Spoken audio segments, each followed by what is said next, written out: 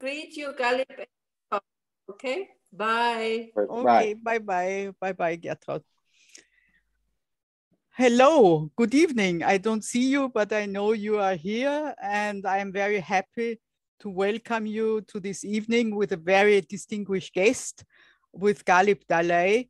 And you know what we are talking about, a very important topic, and really in the times we are living, also perhaps a ray of hope about the role of Turkey. I mean, we will hear about it. The title is A Suitable Broker. Turkey is really the only existing serious platform now for talks between Ukraine and Russia. It's a very interesting situation. We will talk about that. But let me introduce first our guest. Some of you might also know. I know also some will be joining later or look at our, registration later. Galip is a Katz Fellow at the German Institute for International and Security Affairs, Stiftung Wissenschaft und Politik in Berlin. And also, I have to admit, I did not know what Katz means.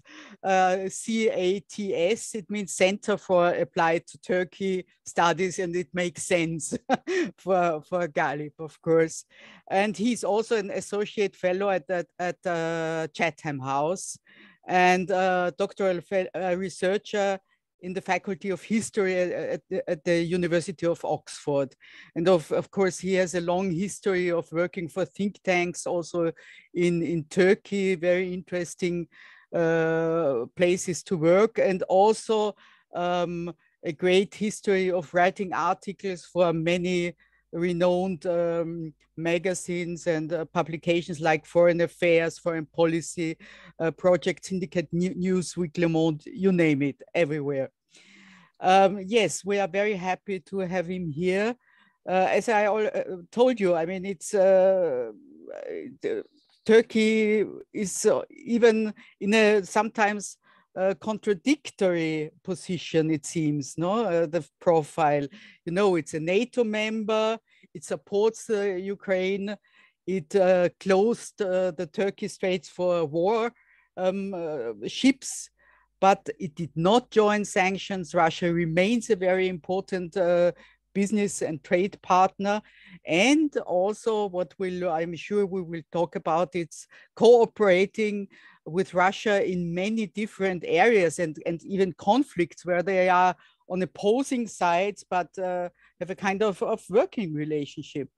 And yes, we are grateful if these talks proceed. And of course, you know, also there is not much movement now.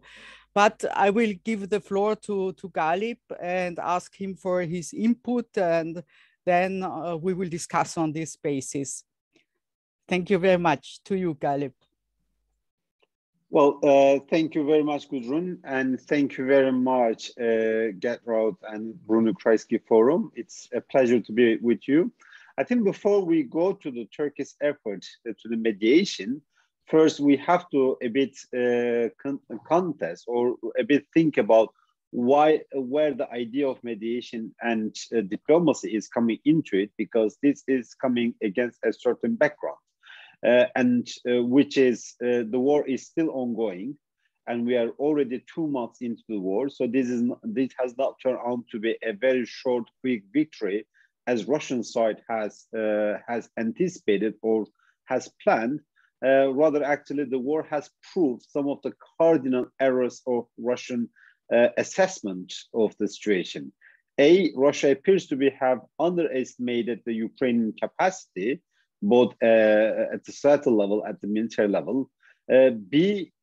Russia seems to has underestimated the level of reaction that the international community has displayed, but most importantly, the Western countries, because those are when we actually, when in the media, we use the word international community, we are largely, if not exclusively, talking about the Western reaction. And on the top of it, we see the countries which is part of the Western bloc, like Korea or Japan. But that has been the level of the Western reaction to the Russian invasion perhaps has perplexed or puzzled many in Kremlin, because the Russia has gotten used to the low level of reaction in the form of when it came to Russian invasion of Crimea in 2014, or the reaction to 2018 war in Georgia, or the 2015 the military campaign in Syria. So that must have been quite perplexing for Russia, or surprising for Russia. And then the Russia appears to have overestimated its capacity, because at the initial stage, the Russian narrative was that it was going to be a very quick victory. But thus far, it seems that Putin has not achieved any of its goals. The regime change scenario, because one of the aim of the Putin was a regime change scenario, basically taking over the Kiev and toppling the government there and putting a puppet regime there. And that was actually the byword for denazification, because the denazification effectively meant the regime change. This did not happen. The demilitarization situation also did not happen. If anything, right now we are witnessing to a very high level militarization of Ukraine, getting the military aid and the military support of very sophisticated kinds from many different countries. And one of the goals was to break the links between the Ukraine and the West. To the contrary, right now we are seeing actually this link between the Ukraine and the West is only deepening. And also this historical narrative, which basically tried to deny the nationhoodness of the Ukraine, also backfired, because if anything right now, the Russia is turning into the constitutive author of a new Ukrainian nationhood, or the conception of idea. And this is the background against which we are talking about the mediation and diplomatic solution. The fact that this war was not a quick one, the fact that now it's a prolonging one, the fact that the Ukrainian has shown a level of resistance that very few predicted before the war, is the context in which we are raising. This would achieve its goals within 2 or 3 or a week. We would not have talked about mediation at this stage. We would just say, like, what would be the next stage for Putin. But let me state my judgment of this mediation or diplomacy efforts from the start. This conflict is not ripe for mediation. And actually, what we are calling as mediation is not mediation in itself as well, too.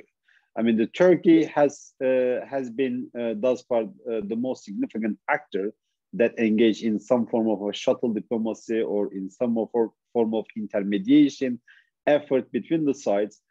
We also saw some other contenders or candidates. Israel was one of them. Potentially, there was talk of other potential actors, such as India or China, or even the name of the UAE, but it seems that the UAE has not shown much interest in mediation as well too. But nevertheless, we have spoken about the name of few countries that potentially could mediate. But actually, right now, what we are seeing is not mediation. We are this at best can be seen as shuttle diplomacy or intermediation. So we are not at mediation. But despite the fact that the conflict is not ripe for mediation, the effort or the appearance of mediation is a good thing for all actors that has been involved in the war. That all parties that are involved in these processes. Let's take Turkey as an example. So the talk of mediation is good for Russian side, is good for the Ukrainian side, and is good for Turkish side for different reasons. For the Turkish side, it's obvious the mediation, or not only for Turkish side, but for any country that is trying to mediate, it's obvious the mediation of a global crisis of that magnitude means international stature, prominence, means visibility for the leadership. And this is, for political elites, is quite appealing. The international visibility and international prominence and international stature is something that many countries will be vying for. And effectively, and essentially, this is also what Turkey is gaining as a result of its mediation effort. the fact that the Putin and then the Ukrainian foreign minister met in Antalya Diplomacy Forum. That was one of the major wins. This meeting did not produce anything concretely, but the only thing that it has produced, it was a victory for Turkish diplomacy. So it was a boost for Turkey's international stature. But but this is not the only gain that these countries that are trying to mediate are getting from this process. The mediation effort is also one way to delay some of the difficult choices that these countries might face, particularly when it comes to choosing one side more clearly over another side. Because the mediation to some extent makes it possible to engage in a balancing act between the sides as part of the mediation. And let's not forget, almost all countries that have engaged in mediation are also engaged in some form of balancing act between Russia and the West. Israel is one of them. Potentially, India can be another of them. It's a country that bought the Russian S-400, but it's a country also has engaged in many different alliance structures with the West, particularly when it comes to countering China. The Quad is one of such experiments in Asia.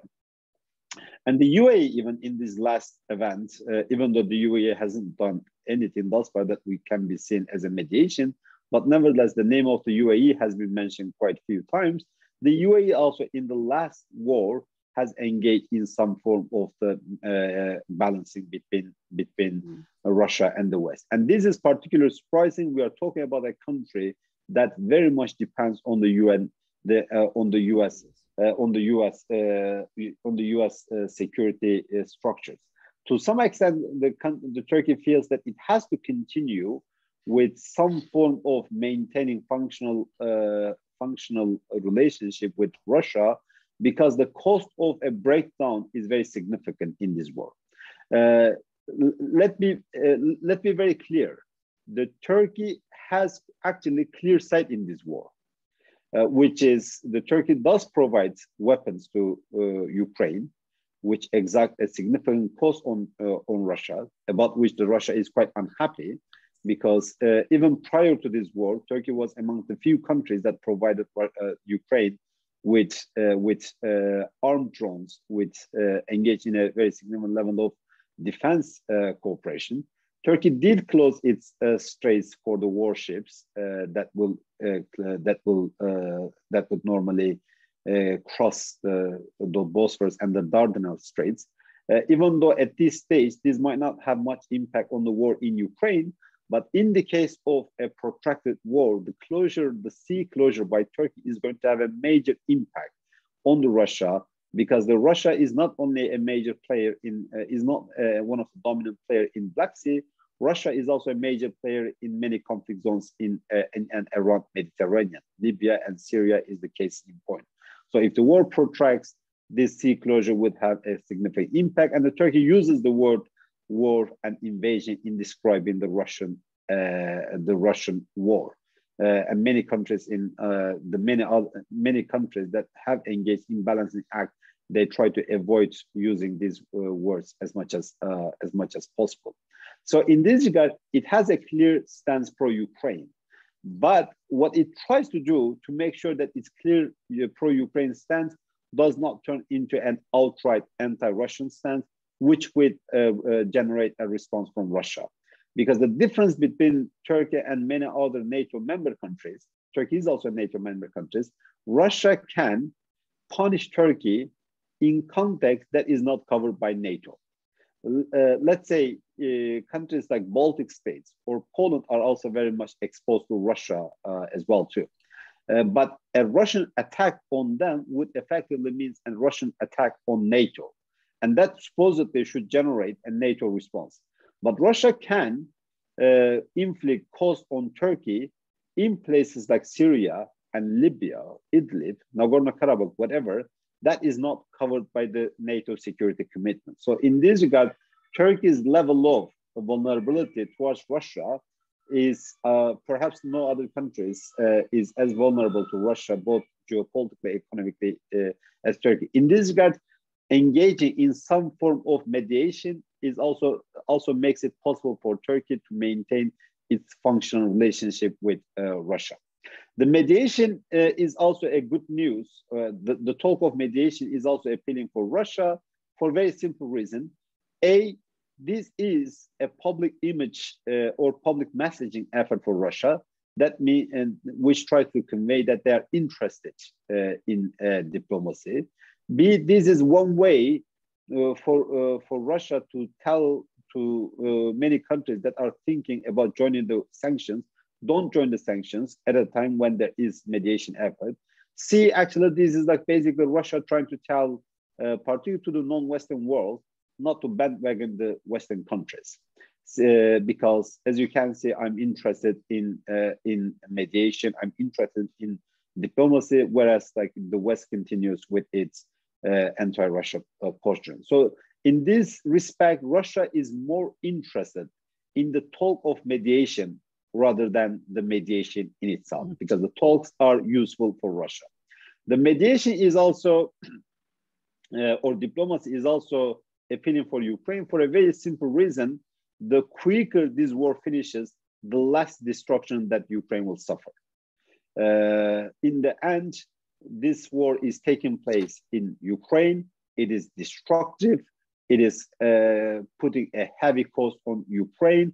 So therefore, the quicker the war that comes to an end, the less destruction that Ukraine will be experiencing. In this regard, the Ukraine does have a very clear stake and interest in diplomacy and in resolving this war as quickly as possible in order to prevent the further destruction. So even though the conflict is not ripe for mediation, all the countries involved in mediation find this process useful for different reasons, for many different reasons. As I said, for some countries, the mediation is a cover balancing act. Also, some countries, the mistakes is with their fence-sitting policy, because fence-sitting policy for many non-Western worlds means that they are actually adjusting themselves to a world in which the Western footprint is less and less visible. Take Middle East as a case study. In the last 5, 6, 7 years, if you are sitting in Riyadh or in UAE, what you see, the US has less and less appetite for geopolitical activism. But Russia appears to have more and more appetite for geopolitical activism. You see the US is downsizing its footprint or partially withdrawing from Syria, withdrawing from Afghanistan, etc. Whereas you see that Russia coming more and more into the region. The China is becoming the major economic partner of the region, and Russia is becoming one of the security partners for at least some countries in the region. So this fence-sitting for them is to adjust into this new reality in which the US footprint in the regional affairs is downsizing, whereas the China and Russia's one is increasing. And this is one of the major reasons that you see less appetite for that. And then the final point, this protracted war means, this continuation of war means several things. One of them, that we will be talking about the existing and a raging war in Europe for some time. Whether it's going to be months, years, it's difficult to predict, but the war, the narrative that there is a war in Europe is going to be with us, and it's not only going to be discussed in the West, it's going to be discussed in non-Western world as well too. Secondly, this war will have regional repercussion. We will see the repercussion of this war in different regions differently. We will see this in Balkans, we'll see it in Black Sea, we'll see this in Caucasus, in Middle East, in many different places. This war will have a reverberation. This war will also means there is going to be a battle of narrative of this war, particularly vis-a-vis the audience in non-Western world. because the public narrative war in the West has been decisively won.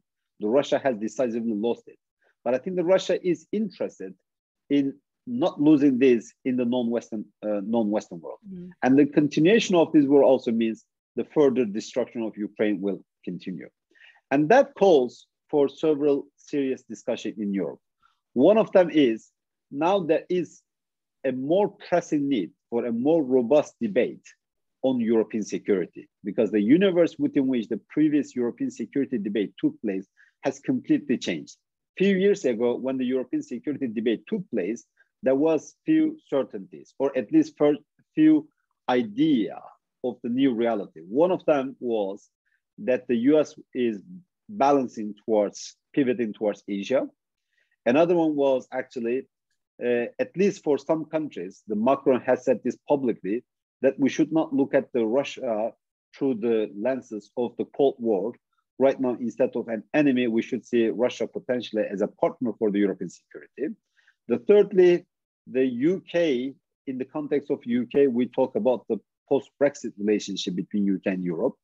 And in Turkey-European relationship, effectively, we spoke of an era, the relationship has experienced a post-accession era.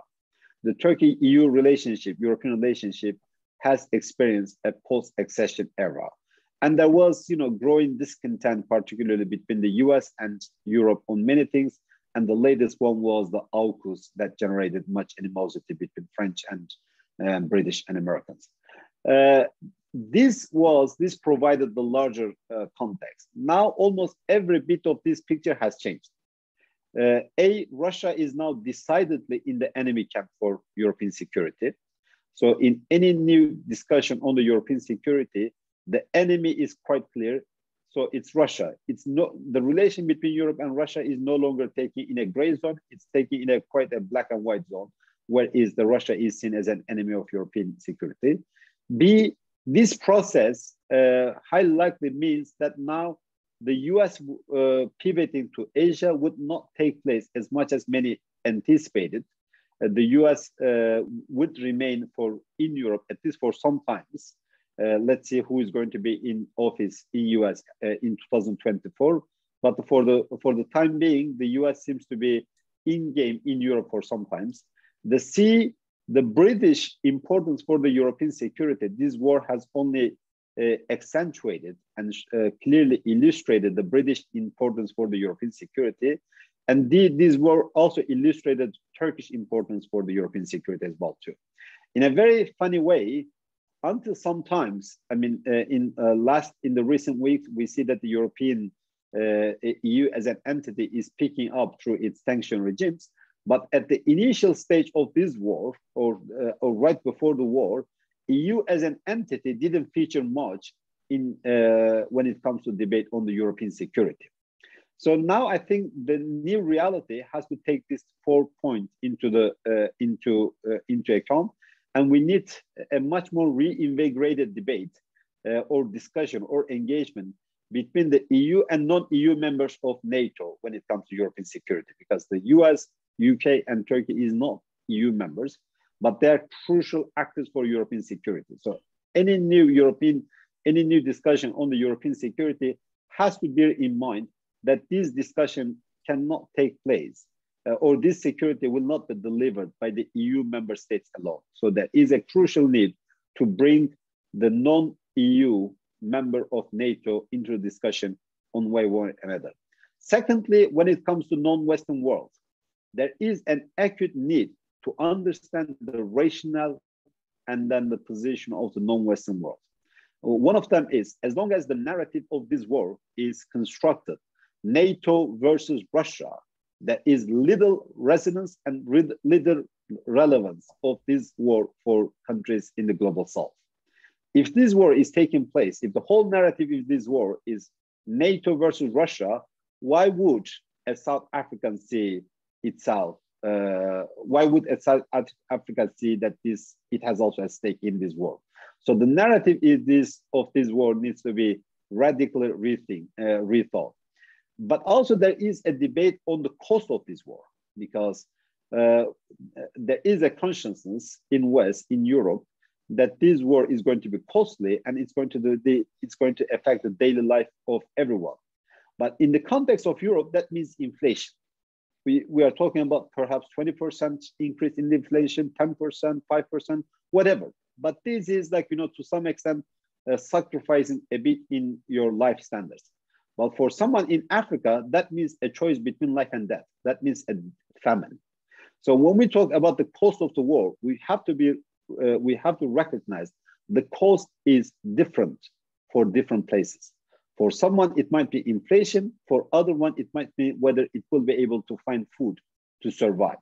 So there is a need for a rethinking, perhaps a global compact on addressing the adverse impact of this war on the global south.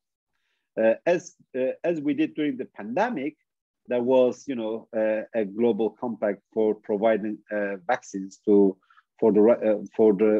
global south. I think there is a need to discuss the cost of this war on the global south, on Africa, on part of the Asia, and how to address this. Because if this war continues for some time, we might face the question of famine in many different parts of the world. And finally, in the bottom of this war, there has to be a very clear distinction. Russia as a country and Russian as a people and culture, as a civilization.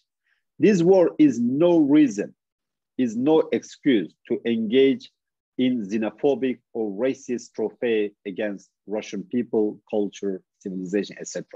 Unfortunately, in many debates, the lines between rejecting this Putin's brutal invasion and engaging in xenophobic tropes or in xenophobic languages against the Russian people, Russian culture, or Russian civilization is quite a concerning development and needs to be addressed immediately.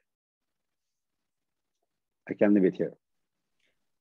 Thank you, Galip. Of course, you provided us with so much more than only, position on Turkey. It contains so much. May I add something to the last point you raised? I could not agree more on you, but I also think the danger which also Putin himself brought about the Russians is that he is arguing with Russian culture and Russian civilization in this war. No?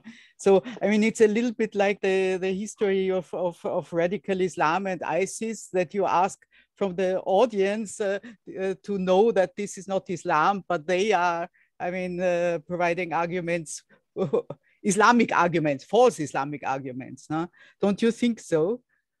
Well, I think we should not basically strengthen Putin's narrative. Anyone commit crime against any value, nation, people, they would like to portray their language as if it is representative of everyone. So as you should not entertain the language of Osama bin Laden, or you should not validate the argument of Osama bin Laden by making him as representative of Muslim, we should not also make Putin as a representative of Russian history, civilization, culture, language, people, etc. So in this regard, I think there has to be a distinction between geopolitical, rejecting the geopolitical revisionism of Russia, which is a revisionism that needs to be rejected because it's effectively what Russia offers for countries in the post-Soviet space is no longer can be only defined as a power projection or influence projection. This is a domination. This is a new form of a mandate. What Russia offers is a new form of colonialism, a new form of mandate regimes for this post-Soviet space. So that needs to be clearly, unequivocally rejected. But at the same time, this is not a rejection of Russian identity, culture, civilization, or orthodoxy in any form and any shape. Absolutely, I agree. Yeah, you raised so many important points, and one which is, so obvious, but so new for many in the, if we call it West, no? That we are not representing the whole world anymore, and that there is no cultural or moral hegemony. And I found this very interesting what you said, that Russian is interested very much into talks of mediation, because it also allows them to keep the rest of the world with them. I mean, to the others not to join sanctions. And the reality is that the majority of the world does not join sanctions and is, as you call it, in a way sitting on the fence. We have already questions, and the first question also is identical with what I wanted to start with. The question is, Turkey under pressure from US to join sanctions? And what's the US position? I mean, were they surprised in the way? Because we know, of course, what you also mentioned, that Turkey clearly is supporting Ukraine. Huh? So were they expecting more? Are they happy with this intermediary position of Turkey? What's the US doing and thinking? I think we don't see any, the image that we are seeing doesn't show that the US is actually putting any pressure on Turkey in any significant way to join the sanction regime. I think there is a consciousness or recognition in the West, at least this is how I see, that Turkey has the different level of vulnerability vis-a-vis Russia that makes it much more difficult for it to engage completely, to join completely the sanction regimes.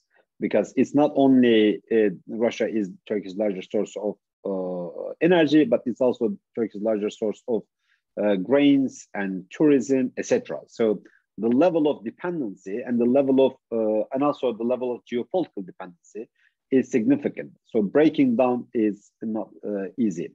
I think right now what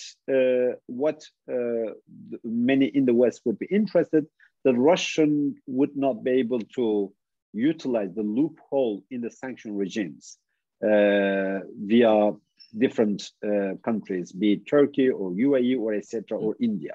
I think this is this would be the focus more, to make sure that Russia is not benefiting from the loophole in the sanction regimes through these countries. So in a sense, these countries does not help Russia to evade the sanctions to some extent. I think this is on this point, that Turkey would also be quite careful, given the level of trouble that Turkey has experienced in its relation with the US for Turkey's alleged role, the Turkish bank's alleged role in sanction busting. The Halkbank that has been there is a case against it ongoing in the US, and this has created much tension in Turkish-US relationship. Therefore, I think that Turkey would be quite careful to make sure that Russia would not utilize its system to evade the sanction. So even if Turkey doesn't join the sanction, proactively, but given the systemic nature of the sanction, given its implication and impact on the banking sector, it would be forced perhaps to comply by some of the outcome of these sanctions. Not only Turkey, many other countries, because of the systemic nature of the sanction, the interconnected nature of the banking system. And the last point, right now, I see the major point of discussion or engagement between Turkey and the West, because we see a quite clear improvement in the relation, or clear improvement in the climate of the relation between Turkey and the West. And obviously, this is the geopolitically informed, and it's informed by security and geopolitics, because in the Black Sea, the Turkish-Western relations and the Turkish-Western interests are pretty much aligned. And in the Black Sea, Turkey pretty much operates as a NATO country. Like in places like Syria, there has been many points of friction, discontent between Turkish and the US relation, and the diversion between Turkey and the US interests. But in the Black Sea, there is very much convergence. And this is making the conversation much more easy between Turkey, US, and Europe. Mm. Well, thank you. We mentioned Russia, we mentioned United States now, and what I forgot, what I wanted to put first, what's the Ukraine is saying to all this? Are they happy with this position? Is it enough for them, or do you have the impression there is pressure on Ankara to give more than drones and From where? From Ukraine, from Kiev. Well, I mean, the language from Ukraine towards Turkey has been extremely a positive one. I mean, even if you remember when there was these many flags in the Ukraine parliament, and the flag there was the US, UK, Turkey, Canada, etc. The flags of the countries that the Ukrainian elites were thinking that were supportive of their country. Obviously, as a country under the occupation, you would like to have more. Like, you know, the Ukraine highly likely would have loved also the Turkey join the sanction regime or close its airspace to even civilians flight from Russia. But I think the Ukraine is also in the position as a Black Sea country, as a maritime neighbor to Turkey. They also clearly sees the Turkey's difficulties. And because of all the countries that is trying to mediate, Turkey is in a very unique situation. It is a major Black Sea power. Its maritime border, its maritime neighbor to both Russia and Ukraine. So what we are seeing, it is Turkey's geography that is undergoing a redesign. So the Ukraine, like the official narrative from Ukraine has been a highly appreciating narrative towards Turkey, particularly when it comes to usage of armed drones, because when you speak to the people in Kiev, etc., I mean, I have few friends also covering the war. They seem to be extremely appreciating, particularly the Bayraktar drones and then the Javelin. So the Javelin and Bayraktars has been quite dominant themes in the Ukrainian narrative. Mm-hmm. So there is not this Ukraine pressure like on Europe. You don't do enough, give more. And in the case of no, actually, it was Ukraine, for instance, wanted also to talk to take place in Turkey rather than Belarus. Mm-hmm. One question, because I really don't remember, because this balancing act. I mean, we saw many countries which were careful to position themselves with the West, but in the UN General Assembly on Ukraine, with Ukraine resolutions, they voted with resolutions critical with Russia, with the exception on of the resolution regarding Russia's position, Russia's expulsion from the Human Rights Council. How did Turkey vote in this resolution? Did they vote for the expulsion I think in the European one, Turkey abstained, if I'm not mistaken. Mm-hmm. So I have to check it. I think Turkey abstained there, and I thought it should have voted for expulsion. Mm-hmm, mm-hmm, mm-hmm. Okay, we have. But in the UN one, Turkey, in many of the UN voting, Turkey voted on behalf of, in a pro-Ukraine fashion. Okay, thank you. So we have questions. So I don't want to monopolize my position. Okay, I look at this.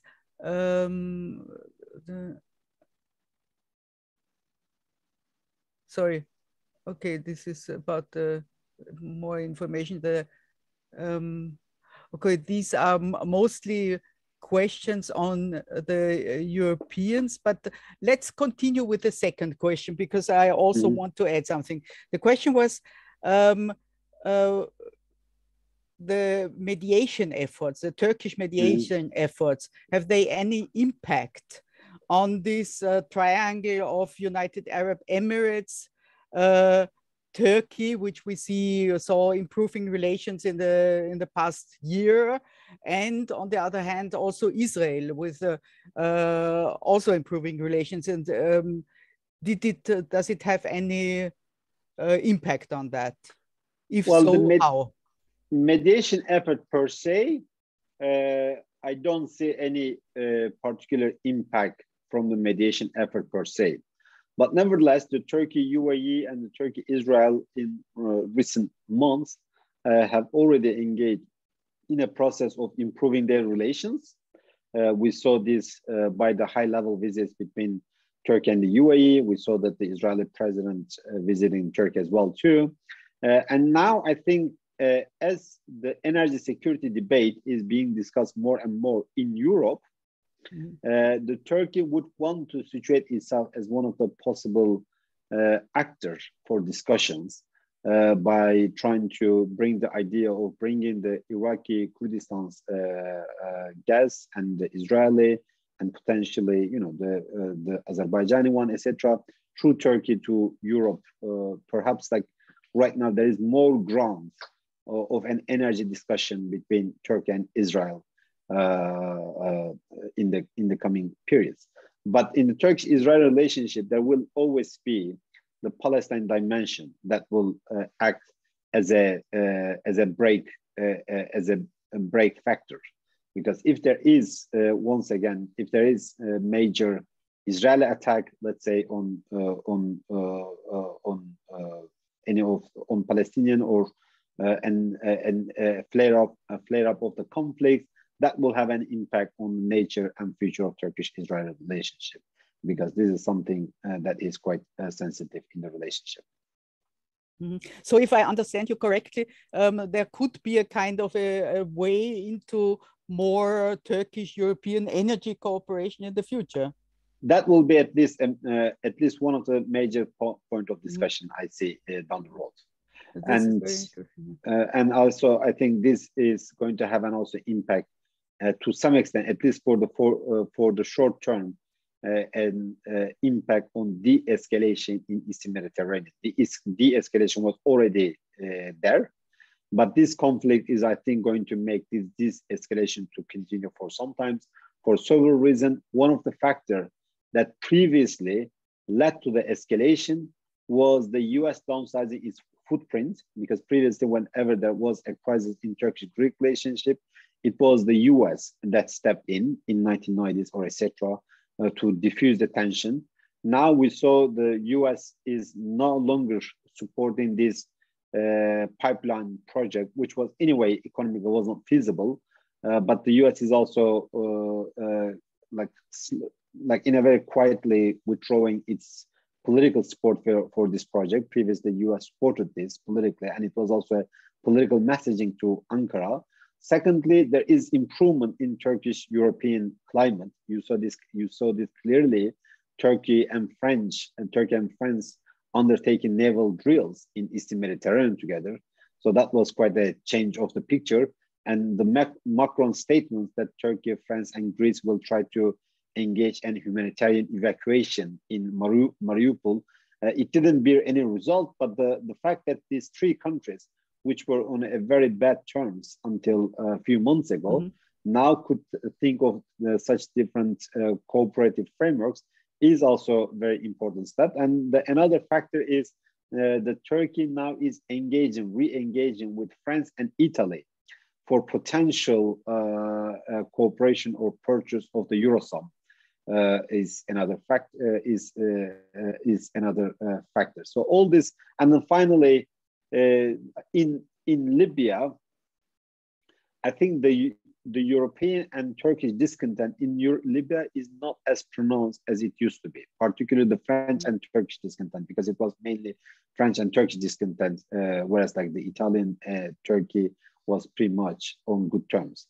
So all these factors is going to reduce the tension in Eastern Mediterranean, and that can pave the ground for different form of conversation between Turkey and Europe, and Turkey and some of these Eastern Mediterranean countries. Very interesting, extremely interesting, but Russia will perhaps not be very pleased by that. And Absolutely you said not. already that they can harm Turkey in another way. I mean, Turkey depends totally on Russian cooperation in the north of Syria to contain the PYD and so on. Well, it's a mutual dependency right now. I mean, the Turkey depends. Russia can drive up costs for Turkey, and Turkey can drive up costs for Russia. So there is, in a sense, initially, this relationship was more asymmetrical in favor of Russia. But the more the time went on, the level of vulnerability, we see to some extent there is a bit more balance in the level of vulnerabilities in Turkish-Russian relationship in Syria. The Russia can harm Turkey in one way, and the Turkey can drive up costs for Russia in another way. So in this regard, this is one of the reasons, despite the incompatibility of their policy, that they could manage, they could overcome their differences to maintain some form of relationship, because the cost of a breakdown is very high for both sides. And this recognition makes the both sides more flexible or more pragmatic in the relationship. Otherwise, the Turkish-Russian relationship in Syria should be quite fragile, but this is the flexibility side makes this fragility sustainable. Do you think it could even have consequences for the political talks? I mean, for Astana format, no. or for the no, very clear, no. No, the political talks.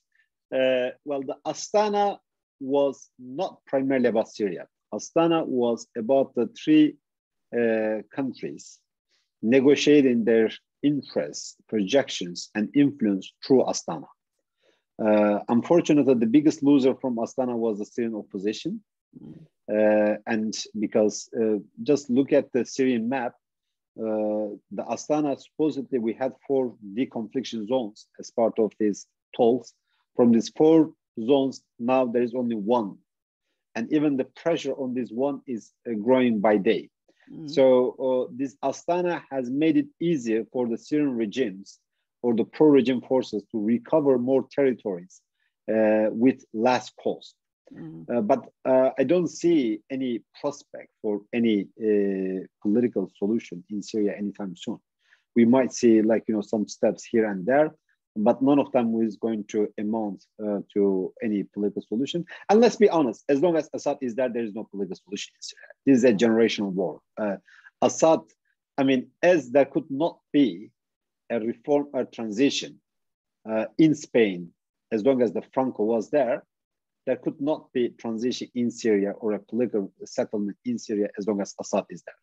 The face of Assad represents a face of a regime that drove millions outside of Syria, that culminated in more than 70% of the Syrians being, leaving their places. So no political solution whatsoever under Assad. Okay, I should turn to the questions, otherwise our dear audience will be crazy at me. Okay, do you think the West's relative unity will become fractured if the Putin-initiated violence in Ukraine carries on for months or year? Well, this is one of the danger. Actually, this is one of the, because here we discussed effectively the societal resilience.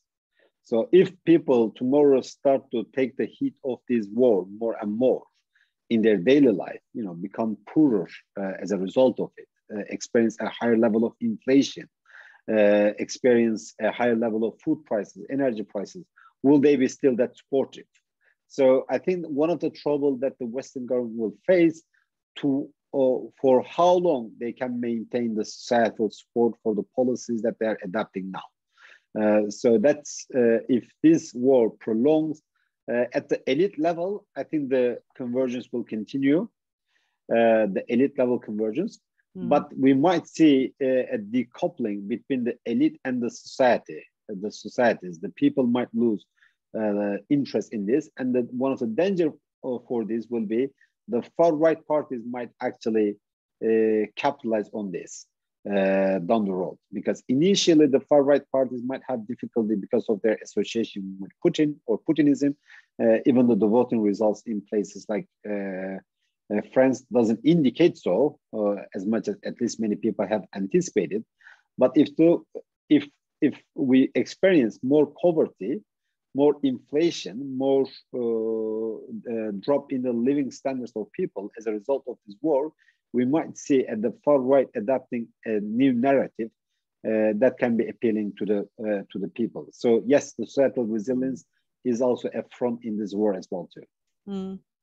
Dear Galip, there are questions, I mean, some questions which don't refer to Turkey at all, which No means problem. that the people really here are convinced that you can, and also I am convinced that you have reasonable answers to almost everything. So I want to put them to you because it's really also interesting. The next question refers to already again the already mentioned UN General Assembly resolution. The first one which was overwhelmingly voted for, I mean, critique of Russia, but 35 abstentions, and mainly African countries. This was the first one. I mean, the number of abstentions then grew. As I mentioned, the last one were many more abstentions regarding the Human Rights Council. And the question is, I mean, these African countries which abstained, I mean, are some of the countries which may face famine due to the destruction of agricultural areas in Ukraine. And the question is, should they not better join the yes votes and criticize Russia? But they're not getting only from Ukraine; they're getting also from Russia as well too. I mean, look at Egypt, for instance. Look at Somalia, etc. So these countries are getting from Ukraine and from Russia at the same time. And yes, there can be a case can be made that actually now Ukraine can utilize this as a diplomatic tool in reaching to the non-Western world. But Ukraine is not the only one. Russia is the major exporter for many in Africa particularly. Mm-hmm. So I think the response to this should be a global level understanding, a global level understanding to address the adverse or negative impact of this war on the poor in Africa and elsewhere. Mm. Yeah, it's frightening, the consequences. I mean, not only Africa, but countries like Lebanon or absolutely. And absolutely. Of course, Sudan is in Africa, but also Sudan, I think, is one of the countries which will really very dependent. Yeah. The next question is, there a risk in mediating with someone like Putin? In particular, do Germany and France, the countries involved in the Normandy format, who mediated around the Minsk agreement, have some responsibility to have given Putin the impression he can just proceed? So also, this is not the Turkey question, but we are, of course, interested to hear you. No, absolutely. I mean, the mediation always run the risk of providing a platform for the narrative of the Russian side, or the Russian side utilizing this as a useful means while continuing with their own military onslaught. So there is always inherent risk associated with mediation, but there will be no solution. I mean, at some stage, there's still, if one day we are going to bring this war to an end, and we will bring this war to an end, and it will still be diplomacy. But for diplomacy to work also, the Ukrainian side militarily needs to be propped up, because if Russia could defeat Ukraine easily, that there was no room for mediation, there was no room for diplomacy. So I think the mediation is not alternative to the military support of Ukraine. I think the both can go hand in hand. While you prop up Ukraine militarily so that it can stand up to Russia, that it's not going to suffer a military defeat, then the mediation or the diplomacy can go in tandem. But as I said, I don't see mediation or diplomacy delivering any result anytime soon. But almost all countries involved in this process have their own unique reasons to continue with it. Mm-hmm. Then there is a question regarding Iran and the JCPOA, which is not negotiated in Vienna at the moment. I mean, it's thrilling, because for weeks we were saying, yes, tomorrow there will be a decision, and presently there is like it never happened in a way, no? So how do you see that? Of course, it's a question also regarding Russia's role, which was very, very active and also really pushing the JCPOA. But I add also, I mean, how is Turkey's relationship in all this with Iran now? Well, I think Turkey, in the new future, we will see more friction in Turkish-Iranian relationship because the area and the geography of their contestation, their disputes are increasing and enlarging. It's Syria, it's Iraq, it's South Caucasus, because, like, for instance, Iran was extremely unhappy from the picture that emerged from the latest war in South Caucasus, because this war has created a new picture, regional picture, in which the Russian role has been very much reaffirmed, increased.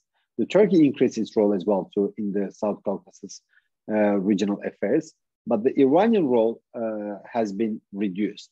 So in the new period, I do anticipate we will see more and more friction in Turkish-Iranian relationship. And Iraq will be the central element of this friction, because from the government formation to the policy in the north, all these elements are creating friction between Turkey and Iran.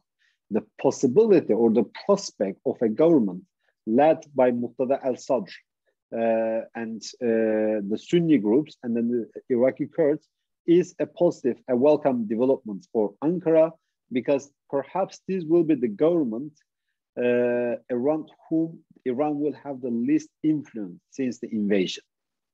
And if this it will happens, be, if it happens. And that also means that Iran has every bit of incentive to undermine this or to prevent the formation of such a government. And this is why we seem that there seems to be the process is going nowhere, despite the fact that there seems to be more optimism initially about the prospect of such a government. But I think the Iranian resistance and the pro-Iranian groups in Iraq is preventing this and will prevent this at any cost. So there is contestation between Turkey and Iran at the national level, but also at the Kurdish region level, because the alliance structure of the both countries are different. Now the Turkey has military operation. Turkey is undertaking military operations in Iraq and focusing on the PKK element as well too. But we see also quite close relationship between the different offshoots of the PKK in Iraq with the pro-Iran Shia militia groups as well too, in places like particularly like Sinjar, the engagement between these in very interesting ways, a process in which the Shia opposition to Turkey is growing, particularly the Shia militia opposition to Turkey is growing. And one of the factors in this is obviously the deteriorating nature of the relationship between Turkey and Iran. And in the new period, the more the Turkey and the Gulf is improving, the more that we might see some steps in Turkish-Israeli relationship that will also have a negative impact on Turkish-Iranian relationship in the coming period. Mm-hmm. Do you think, I mean, the present offensive, the present Turkish offensive in northern Iraq, which seems to be quite, I mean, strong, it's not one of the many, has something to do with the shadow of the Ukraine conflict that they, or was it planned already? I mean, this operation? Yeah. No, it was in making for a long time. I mean, Turkey it was in the making. Yeah, for a long time, Turkey undertook many different military operations in Iraq from 1990. So this is Turkey has military presence in Iraq for decades now. So it's not there isn't any strong link to what is happening in Ukraine. Mm-hmm. And do you think it was agreed with the Kurdish, I mean, regional government in Erbil? Well, it seems that I mean the prime minister was in Turkey meeting with President Erdogan just a day before the operation started. So I assume that there was a talk and there was some form of recognition or some form of messaging. So yes, I mean, it seems that there is coordination there. Of course, it brings us to the last question. I mean, regarding Turkey's relationship to its own Kurds. The question is Kurdish people inside and outside Turkey under the current developments in the region. Yes, of course, Kurdish people, as we already are mentioning, I mean, it's not so easy to define. Politically, they are on very different sides. Well, I don't see how this war in itself will have any particular impact on this subject, on this issue, both inside or outside of Turkey. This will be defined more by the Turkish domestic political calculation, particularly the fact that we are a year from the elections. This is the primary determinant. I mean, we are talking about, when we talk about this subject, we're talking about the Kurdish issue and then the closure of the HDP, or the pro-Kurdish party. So this issue is defined and shaped by domestic developments. So the war in Ukraine have not impact on it. And regarding the Syria, it is again the triangle of Turkey, Ukraine, and US. Turkey, Russia, and US relationship will define what will happen on the Syrian side of the border as well too. So there's in the short term, I don't see much changes, because Turkey will try to make sure that it is not creating any trouble in its relation with Russia. And on the eastern part of Syria, the US is there. So there is some form of a modus and fragile modus vivendi there. At this stage, we don't have much indication that indicates that situation might dramatically change anytime soon. But if the war lingers on for longer, we might, and depending on the nature of the Turkish-Western and Turkish-US relationship or the closeness, we might have actually a different type of conversation on Syria as well too.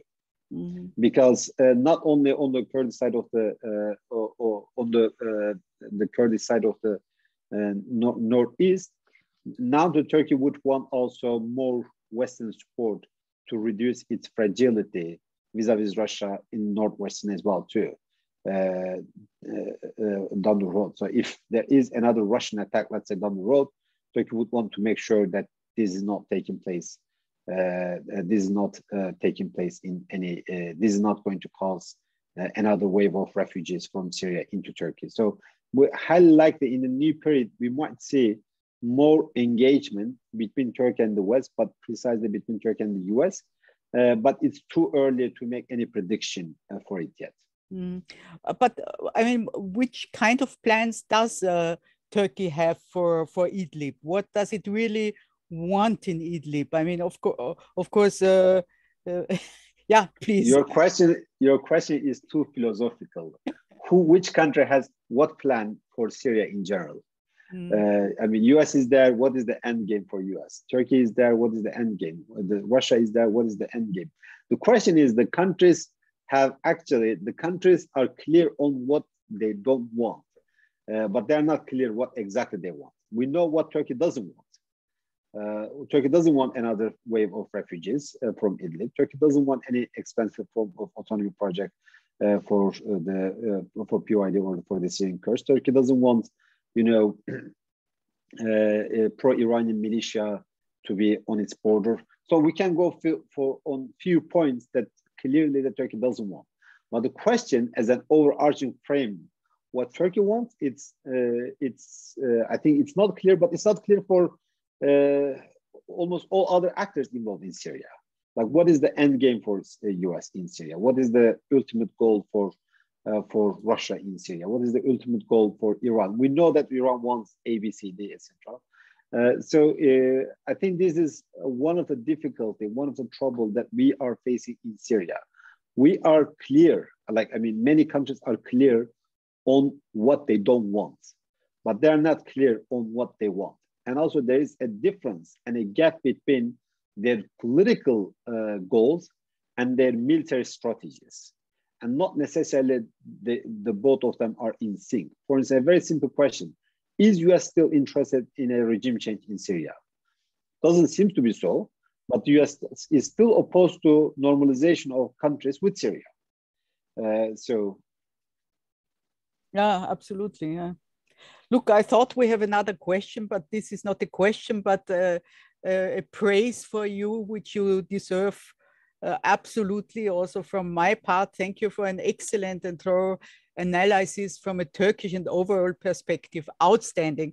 And I think it was really a very informative and brilliant evening. I learned a lot, and I think everybody did.